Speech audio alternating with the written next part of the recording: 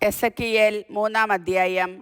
അവൻ എന്നോട് പറഞ്ഞു, മനുഷ്യപുത്ര, നീ കാണുന്ന ഈ ചുരുൾ ഭക്ഷിക്കുക, എന്നിട്ട് പോയി ഇസ്രായേൽ ഭവനത്തോട് സംസാരിക്കുക. ഞാൻ വായ് തുറന്നു. അവൻ ആ ചുരുൾ എനിക്ക് ഭക്ഷിക്കാൻ തന്നു. അവൻ പറഞ്ഞു, മനുഷ്യപുത്ര, ഞാൻ തരുന്ന ഈ ചുരുൾ ഭക്ഷിച്ച് വയറു നിറയ്ക്കുക. ഞാൻ അത് ഭക്ഷിച്ചു. എൻ്റെ വായിൽ അത് തേൻ പോലെ മധുരിച്ചു. അവൻ വീണ്ടും പറഞ്ഞു, മനുഷ്യപുത്ര, നീ ഇസ്രായേൽ ഭവനത്തിൽ ചെന്ന് എൻ്റെ വാക്കുകൾ അവരെ അറിയിക്കുക. അന്യഭാഷയും ദുർഗ്രഹമായ ശൈലിയും ഉപയോഗിക്കുന്നവരുടെ അടുത്തേക്കല്ല, ഇസ്രായേൽ ഭവനത്തിലേക്കാണ് നിന്നെ ഞാൻ അയക്കുന്നത്. അന്യഭാഷയും ദുർഗ്രഹമായ ശൈലിയും കഠിന പദങ്ങളും ഉപയോഗിക്കുന്ന ജനതകളുടെ അടുത്തേക്കല്ല നിന്നെ ഞാൻ അയക്കുന്നത്. അങ്ങനെയുള്ളവരുടെ അടുത്തേക്കായിരുന്നെങ്കിൽ അവർ തീർച്ചയായും നിന്റെ വാക്ക് ശ്രവിക്കുമായിരുന്നു. എന്നാൽ ഇസ്രായേൽ ഭവനം നിന്റെ വാക്ക് കേൾക്കുകയില്ല, കാരണം എൻ്റെ വാക്ക് കേൾക്കാൻ അവർ തയ്യാറല്ല. എന്തെന്നാൽ ഇസ്രായേൽ ഭവനം മുഴുവൻ കടുത്ത നെറ്റിയും കഠിന ഹൃദയവും ഉള്ളവരാണ്.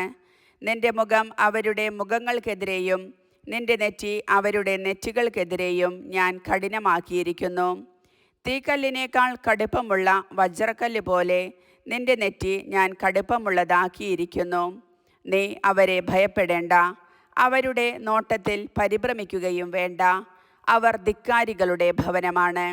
അവൻ തുടർന്നു, മനുഷ്യപുത്ര, ഞാൻ നിന്നോട് പറയുന്ന വാക്കുകൾ ചെവി തുറന്ന് കേൾക്കുകയും ഹൃദയത്തിൽ സൂക്ഷിക്കുകയും ചെയ്യുക. നീ പ്രവാസികളുടെ അടുത്തേക്ക്, നിന്റെ ജനത്തിൻ്റെ അടുത്തേക്ക് ചെന്ന് ദൈവമായ കർത്താവ് അരുളി ചെയ്യുന്നു എന്ന് പറയുക. അവർ കേൾക്കുകയോ കേൾക്കാതിരിക്കുകയോ ചെയ്യട്ടെ. ആത്മാവ് എന്നെ മേൽപോട്ടുയർത്തി. കർത്താവിൻ്റെ മഹത്വം സ്വസ്ഥാനത്തു നിന്ന് ഉയർന്നപ്പോൾ വലിയ ഭൂകമ്പത്തിൻ്റേതുപോലെ ഒരു ശബ്ദം എൻ്റെ പിന്നിൽ ഞാൻ കേട്ടു. ആ ജീവികളുടെ ചിറകുകൾ പരസ്പരം സ്പർശിച്ചുണ്ടായ ശബ്ദവും അവയുടെ സമീപത്തുള്ള ചക്രങ്ങളുടെ ശബ്ദവുമാണ് വലിയ ഭൂകമ്പത്തിൻ്റെ ശബ്ദം പോലെ ഞാൻ കേട്ടത്. ആത്മാവ് എന്നെ ഉയരത്തിലൂടെ വഹിച്ചു കൊണ്ടുപോയി. പര്യാകുലനും അമർഷം പൂണ്ടവനുമായിട്ടാണ് ഞാൻ പോയത്. എന്തെന്നാൽ ദൈവത്തിൻ്റെ കരം എൻ്റെ മേൽ ശക്തമായിരുന്നു. തെൽ അബീബിൽ കേബാർ നദീതീരത്ത് വസിച്ചിരുന്ന പ്രവാസികളുടെ അടുത്ത് ഞാൻ എത്തി. അവരുടെ ഇടയിൽ സ്തബ്ധനായി 7 ദിവസം ഞാൻ കഴിച്ചു.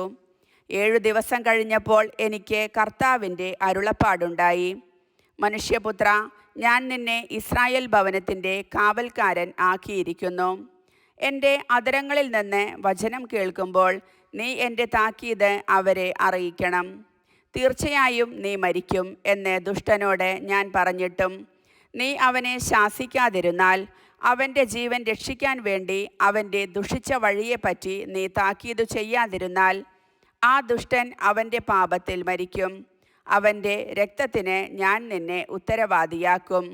നീ ദുഷ്ടനെ ശാസിച്ചിട്ടും അവൻ ദുഷ്ടതയിൽ നിന്നും ദുർമാർഗത്തിൽ നിന്നും പിന്മാറാതിരുന്നാൽ, അവൻ തൻ്റെ പാപത്തിൽ മരിക്കും.